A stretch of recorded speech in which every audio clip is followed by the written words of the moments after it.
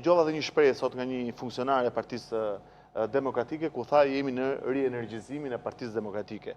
Ishte një perle e zakonshme, ka filluar na mbledhin dhe fjalët tona, po kanë harruar që neve kemi filluar rienergjizimin e Partisë. Pse fjalët tuaja? Se e kanë vjedhur si fjalë, se nuk po e bëjnë në praktik. Edhe vetëm arsye pse Fjala nuk po e bëjnë. është e fjalorit dhe është legjitime të përdoret nga kushdo. E vjedhur është kushdo. kur nuk e bën praktik. Unë kështu e gjykoj. Pra ajo që duhet të them është që në rienergjizimin e partisë kemi një muaj që e kemi filluar, po kemi antarësime të reja,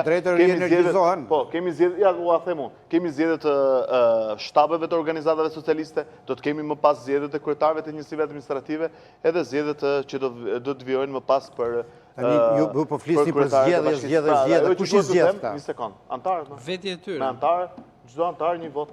Liste zotërat. Bën votime kështu me kuti? Po këtë, çdo antar një vot të lutem. Mos më ndërprit të lutem i nderuar. Jo i nderuar, çdo shtab nuk e votuan bashkë në komisionin e reformës. Dhe kryetarit e njësisë si që i bie vulgarizimi e bashkë. Në Partinë Socialiste sot zgjidhen gjithë të tjerët, po jo kryetari. Sepse kryetari është lider i shpitues. Dhe kjo shprehje,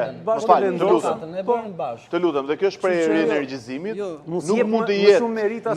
Rienergjizimi nuk ka lidhje me pijet energjike. Jo, nuk ka lidhje, pra ata pije energjike, po pije energjike e humbur.